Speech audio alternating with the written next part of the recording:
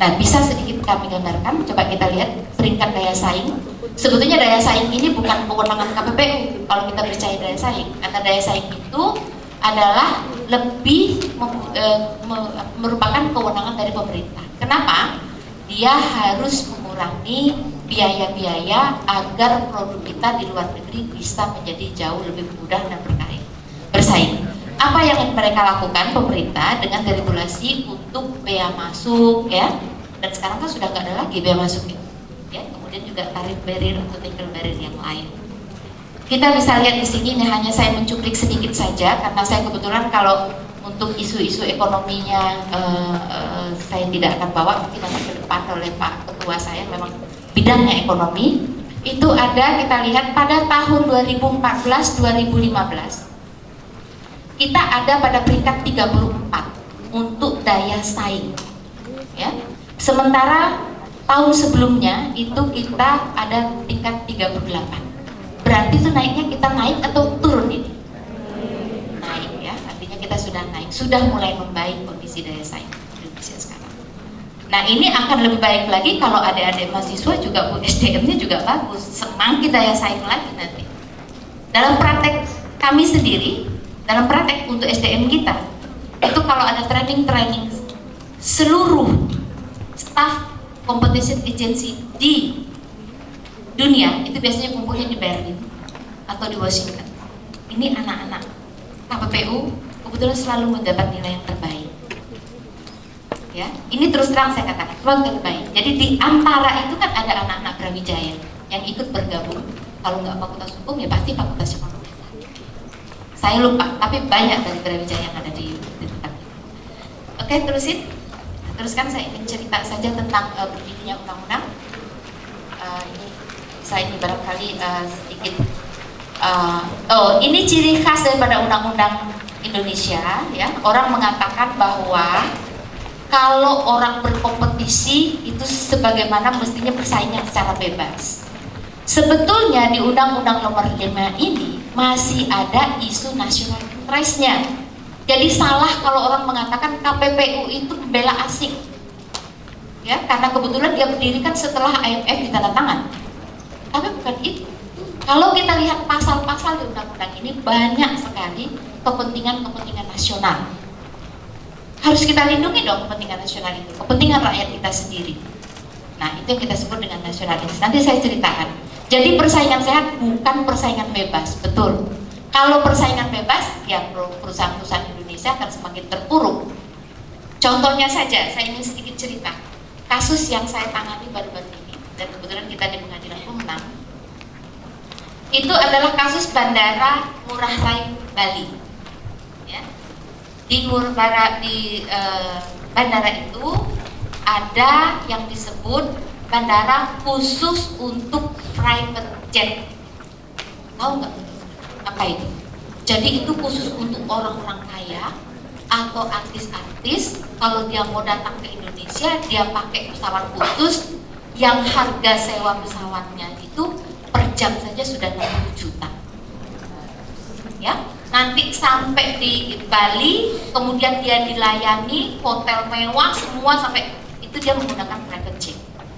Nah, ketika dia datang, kan ada bawa dijemput, ada mobil, kemudian dijemput, apalagi biasanya kalau kita berangkat naik pesawat, tas kan, koper segala macam, itu kan ada yang ngurusin.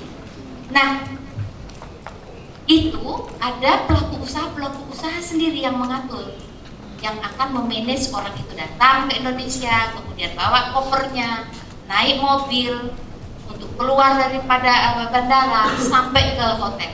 Selama ini yang melakukan itu adalah pelaku usaha Indonesia, orang dari Bali, orang dari Jawa Timur, perusahaan-perusahaan itu, termasuk juga Ibu Susi yang sekarang jadi Menteri DKPP kan punya Susi Air, ya.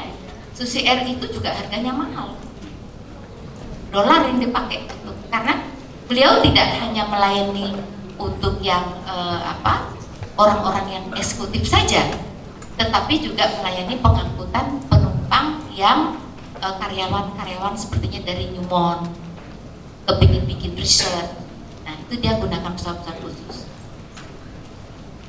Pada tahun 2 tahun yang lalu, 3 tahun yang lalu, AP1, Angkasa Pura 1, BUMN kan itu ya, Dek ya, tahu ya?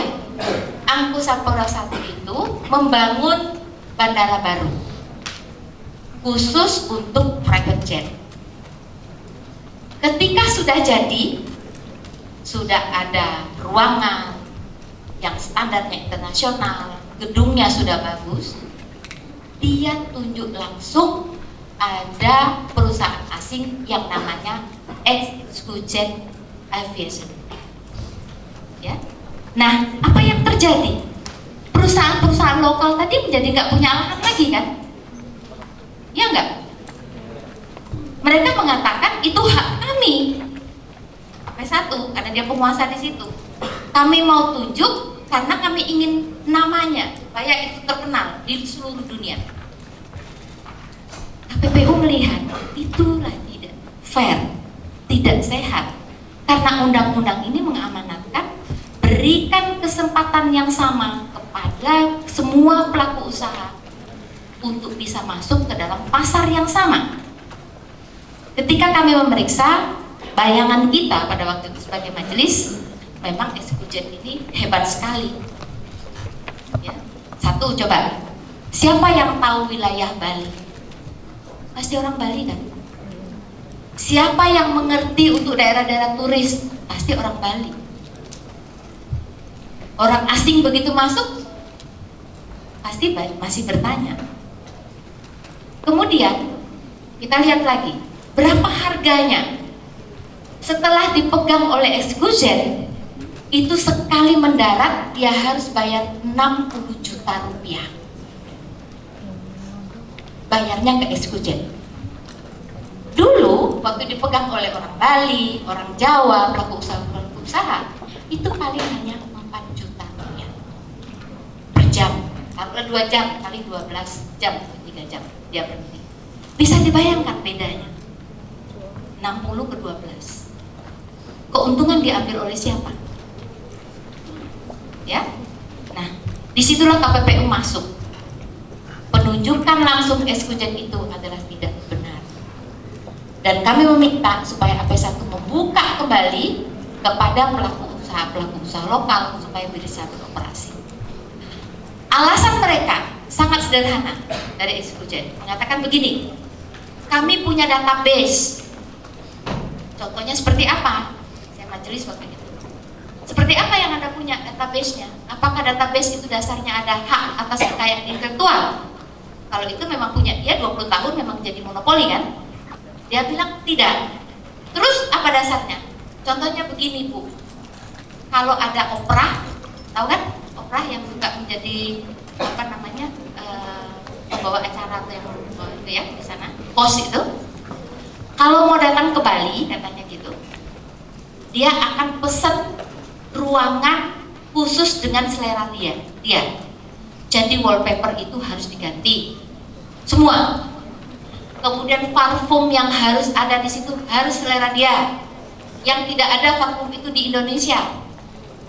Buku harus selera dia, yang dia biasa baca, dikirim dari sana.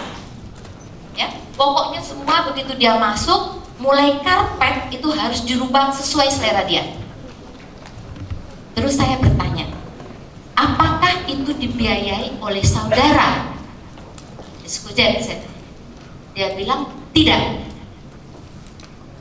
Nah, terus biaya dari mana? Ya operanya sendiri membayar. Sekarang saya tanya sama adik-adik, apa lanjutan pertanyaan yang akan saudara tanya kalau ada pada posisi seperti itu? Modal dari AP1, ya kan? AP1 kan modalnya BN, kan? Negara punya. Kemudian apa-apa yang diinginkan oleh orang-orang yang eksklusif itu dia bayar pakai biaya sendiri, ya kan? Negara tidak rugi dalam hal itu. Berarti apa modal yang dia punya kalau mau untuk menjadi manajer itu atau menjadi perusahaan itu? Apa yang modal yang dipunya? Coba bisa sampaikan nggak ke saya? Modalnya kan hanya komunikasi toh. Saya telepon manajernya Opera, saya katakan, Pak, Mrs. Opera mau datang, apa kira-kira yang harus saya siapkan? Ini nih, merek untuk wallpaper warna gini. Siapa yang disiapkan, di mana belinya? Di Singapura, di Hong Kong, di mana? Tinggal dikirim. Siapa biayanya? Dia yang menentukan. Ya kan, semuanya. Jadi modalnya hanya itu. Apa itu dia anggap bahwa database yang sophisticated